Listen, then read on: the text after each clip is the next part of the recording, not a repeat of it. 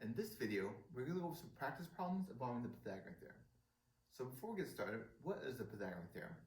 So the Pythagorean theorem is a relationship between the sides of a right triangle. So each of these sides of the right triangle is usually given a name.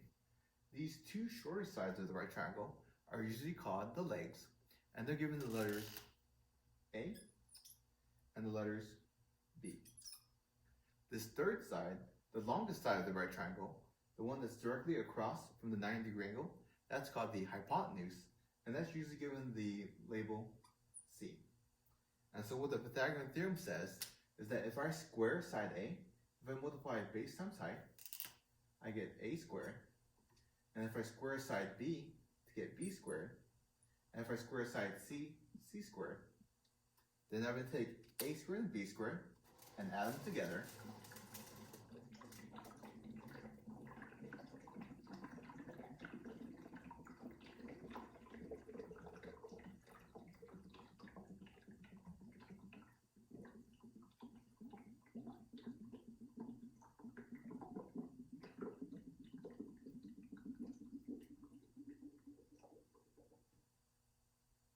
Then the combined area is going to be C squared. So let's go over our first practice problem involving the Pythagorean theorem. So let's assume that side A has a length of 6 and side B has a length of A. What would be the length of the hypotenuse? What would be the length of side C? So first I need to find the area of these two smaller squares. So 6 times 6, or 6 squared, that area is going to be 36. The area of this square down here, 8 times 8, or 8 squared, is going to be 64. So using the Pythagorean theorem, if I add A squared and B squared, then I know that those two areas have to equal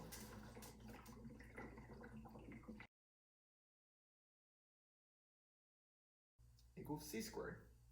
And so I know that 36 and 64 has to add up to 100. But I'm not quite done yet, because I don't want to find the area of this square here, I want to find the length of side C. So I need to ask myself, what number times itself is going to give me area of 100? Or another way of thinking about it is, what's the square root of 100? And that's going to be 10.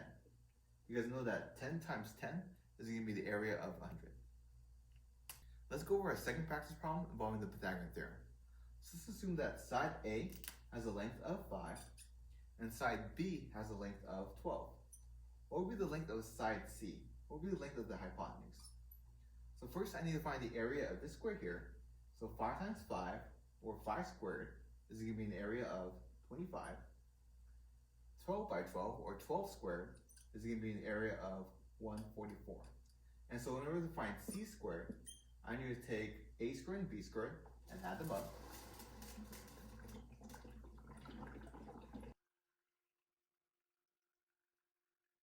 So if I add up 25 and 144, that's going to give me 169. So I'm not quite done yet, because I want to find the length of side C. So I need to ask myself, what length times itself is going to give me the area of 169? Or what is the square root of 169? And I know that 13 times itself is going to be 169. So the length of side C is going to be 13. Let's go over our third practice problem involving the Pythagorean theorem. So let's assume that side A has a length of 3 and side B has a length of 5. What would be the length of side C? What would be the length of my hypotenuse? So let's first find the area of these two smaller squares. 3 times 3, or 3 squared, is going to be 9. 5 squared, 5 times 5 is going to be 25. And if I add A squared and B squared, then I'm going to get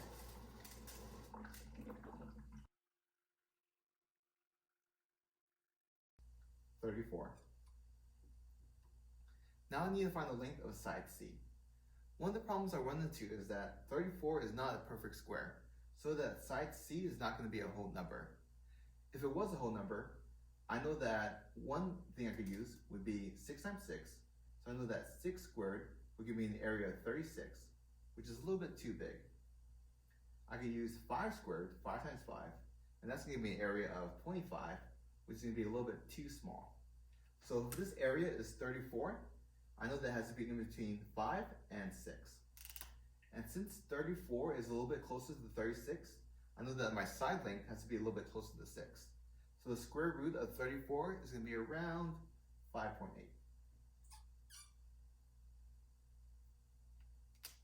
Let's go over our fourth and final practice problem involving the Pythagorean theorem. So let's assume that instead of being given the short legs, what if we're given one leg and the hypotenuse? How would we find the length of side B? So let's assume that the hypotenuse has a length of 5 and the shortest leg has a length of 3. How would we find the length of side B? So first we need to find the area of each of these squares. So 3 by 3, this area is 9. 5 squared, 5 by 5, is going to be an area of 25. And this last side is going to be b squared. Using the Pythagorean theorem, I know that if I combine these two smaller squares, if I combine a squared and b squared, it should add up to c squared. What also works is that if I take the area of c squared and pour it into the area of a squared, what's left over has to be the area of b squared. So I'm going to take 25 and pour it into 9.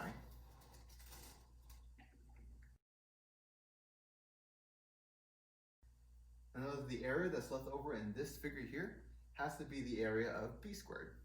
So that 25 fell into 9. If I take 25 and I subtract 9 from it, I know that 25 minus 9 has to be 16. And so to find the side length, I need to ask what number times itself is going to be 16? Or what's the square root of 16? And I know that side B has to have a length of 4.